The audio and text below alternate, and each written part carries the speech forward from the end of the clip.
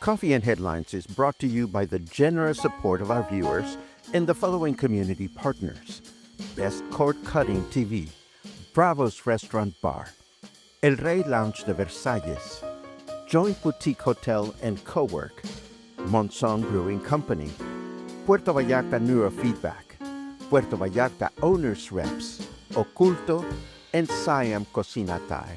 Thank you for your support, and thank you for supporting our community partners.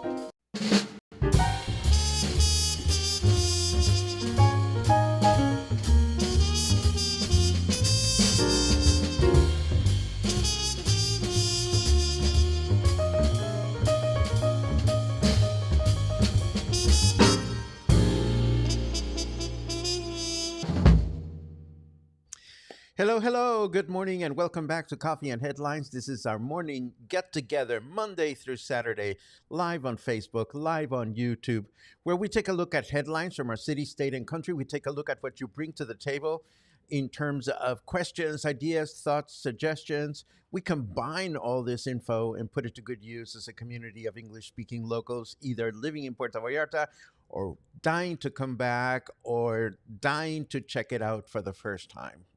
Today is Thursday, not Monday, Thursday. And Daniel's in the house. And next time I see you, my friend, I'm going to see you in Guadalajara in 2 weekends. I am excited about that. And let's see what else. Today is Thursday. It's Pride Parade Day. And we're going to start with news about the Pride Parade. It's being canceled. No, I'm just kidding. Just kidding. Just kidding. Just kidding. Fake news.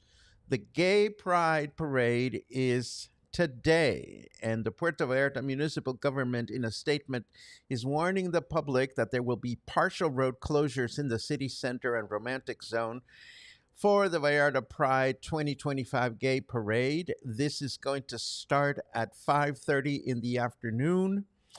And of course, as on previous occasions, public transportation will be affected as well. City buses will not enter downtown during the parade. And if you want to get into downtown, like if you were considering attending my music appreciation presentation this afternoon, you want to take the Libramiento just in case. And of course, we are weeks before the start of the rainy season, and the Puerto Vallarta City Council is accelerating key flood prevention efforts. According to Eden Castillon, who's the Director of Infrastructure and Public Works. The official reported in an interview that among the most urgent tasks is the dredging of the Pitillal River, one of the municipality's main tributaries, where already 2.2 kilometers of stream have been cleared of debris. This is good news, and it's work that is never finished and so important during the rainy season. Now, within 2 or 3 months after Playa de Oro has obtained the federal government's quality and white flag certification, Camarones Beach is now expected to be certified with a blue flag, making Puerto Vallarta a tourist destination where its coastal areas are caca molecule free. And that's just a snarky way of saying that they are fit for swimming. Now, this is in according to statements made by Councilman Cristiano Omar Bravo, who's president of the City Council's Free, Clean, and Certified Beaches Committee. I'll keep you posted on if and when this blue flag certification comes in. And of course, if you're wondering where Camarones Beach is located, if you go to the beach anywhere on the stretch that belongs to Cinco de Diciembre, then you are going to Camarones Beach. Now, here's something interesting. The Puerto Vallarta Tourism Trust has announced that starting in June, Magnicharters will begin direct flights from Monterrey, which is north of the country, near the border with Texas, strengthening air connectivity with that segment of Mexico, that part of Mexico. Now, it is worth mentioning that Volaris and Viva Aerobus already operate more than 140 monthly flights from Monterrey to Puerto Vallarta, but the addition of Magnicharters will expand this offering, further facilitating the arrival of tourism from Nuevo León, Coahuila, and Tamaulipas, and just in time for the summer vacation period. Now, this is really interesting because many businesses in town don't pay salaries to their workers. They pay or they expect the workers to make money with their tips. But a new tip law in Mexico aims to change how tipped employees in customer service roles, like in restaurants and gas stations, are paid. As I mentioned earlier, many businesses in these sectors don't pay a fixed salary, relying instead on customer tips. However, the proposed law, which is an amendment to the federal labor law, wants to ensure these workers receive fair wages and decent working conditions. The key points of the law include number one, a guaranteed base salary. Employers would have to pay a base salary no less than the minimum wage. Tips could not be used to reduce this mandatory wage. Number two, the tips belong to employees. Have you heard of employees that are still waiting to receive their tips from 2 months ago? It happens all the time. But under the new law, employers would not be allowed to manage or receive the tips, as this money would solely belong to the workers. Employees would be responsible for distributing the tips among themselves. The bosses cannot. The bosses cannot hold on to the tips. Number three, voluntary tips. Tips will remain voluntary for customers and would not be considered part of an employee's fixed salary from the employer. And it's worth mentioning that the Chamber of Deputies here in Mexico has approved this initiative back in April 2025, and it is now awaiting review by the Senate. If approved, it would become law later this year. Will it be approved? Maybe, maybe not. It reminds me of the approval or the legalization of marijuana. You know, the Chamber of Deputies approved it a couple of years ago, maybe longer, and then it went to the Senate, and it continues to be in Senate limbo. But this business about workers expected to only make tips is something that is very hard on people I know. So I hope this law passes and that it is well enforced, not only in Puerto Vallarta, but the rest of Mexico. You tell me what you think about that. And last but not least, are we ready for hurricanes yet? A couple of newspapers are making a lot of noise about the first storm of the season, and there is a 40% chance that it will develop within the next week. Well, I went into windy.com looking for it, and I didn't see a thing. So it may be a little bit too early. And but at the beginning of each hurricane season, the papers seem to get all excited about this. All we know for certain is that the first hurricane of the season will be called Alvin. Now, what's going on with the weather? Let's take a look at our friendly and snarky weatherman who says, I just spawned a bunch of penis-shaped clouds. Enjoy. I think that's lovely. Penis-shaped clouds. Scratch and sniff. No, I'm just kidding. Outside voice. Paco, really. 30 degrees out there, 68% humidity right now. Weather forecast for today says humid day with mostly cloudy skies. Throughout the day, a high of 32 and a low of 21. Tomorrow, Friday, humid with clear skies throughout the day, a high of 31 and a low of 20. And Saturday, a humid day with mostly clear skies, a high of 31 and the low of 19. Now, moving right along, what is next? Yes, early this week or maybe end of last week, I forget, we announced that My Doctor See Me is opening budget veterinary clinics throughout Mexico. And now this has been confirmed by Victor Gonzalez, who's the president of the company. The first one of these veterinary clinics will open in the Escandon neighborhood of Mexico City. We still don't know when they're going to expand to the rest of the country, but it is a fact that they are happening. Now, this I got from Banderas News this morning. This caught my attention. Puerto Vallarta's skies will come alive on Saturday, May 31st, as the Mexican Air Force will present a thrilling air show to mark the city's double anniversary. Our mayor, Luis Munguia, has confirmed that this high flying event will be one of the standout attractions of the festivities. We still don't know at what time of day, but I'll keep my eyes posted on this particular news item. And then I had a lovely conversation yesterday with senior moment Stoli. Sorry, Stoli. Stoli told me that La Bib, which is the bilingual children's library she founded here in Puerto Vallarta, will offer a summer challenge from June 1st through August 31st for kids that are reading during the summer to track down their reading. Stickers will be awarded, and there is a sign up form if you want to encourage your young ones to participate in this children's summer reading challenge. And last but not least, of course, this is the last time I will mention the survey for this week.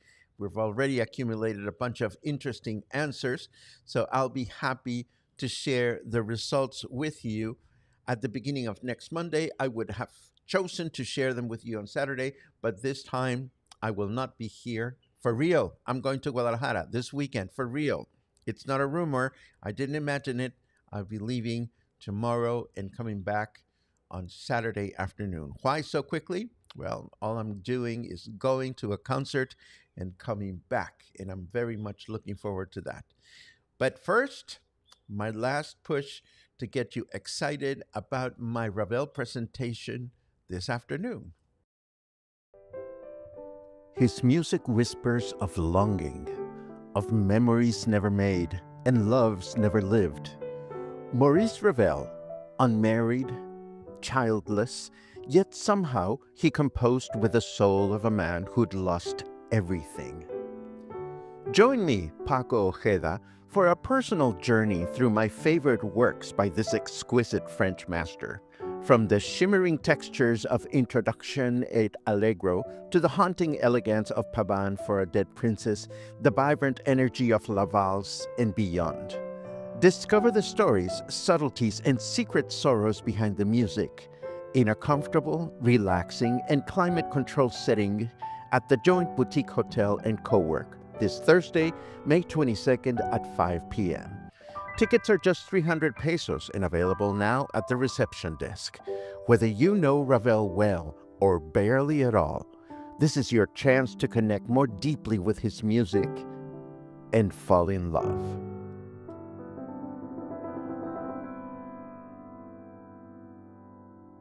Ah, Ravel. Love my Ravel. And I think, well, I'm just excited to talk about one of my favorite composers. Let us take a look at your comments to see what you are up to out there. Lots of good mornings as usual. Albert, I hope your back is healing and you're doing well.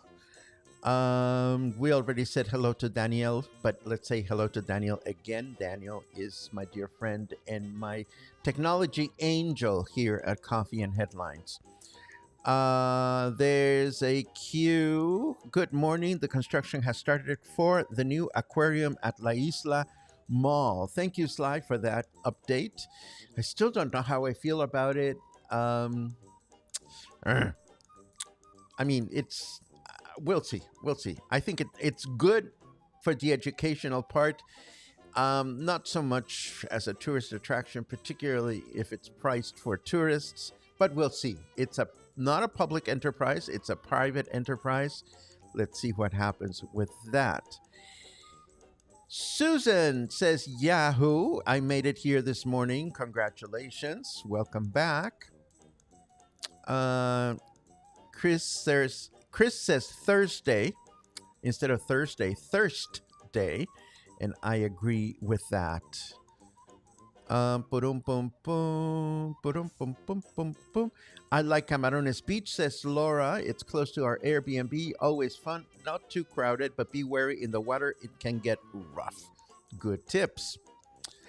Let's see what else we have. That is correct. Baggers at supermarkets only work for tips. So this would have to be modified if supermarkets continue to rely on baggers. Um, oh yes, outside voice always betrays me, Daniel. Let's see. Oh, Peggy, how are you doing this morning? Clearing out 27 years of trappings and moving today. I hope you're moving to a fun place if you are still here in Puerto Vallarta. And I hope things are going great with this new survey that you have deployed for the International Friendship Club. We promoted it yesterday here at Coffee and Headlines, and hopefully a few people chose to take it, which makes me very happy. Boom, boom, boom.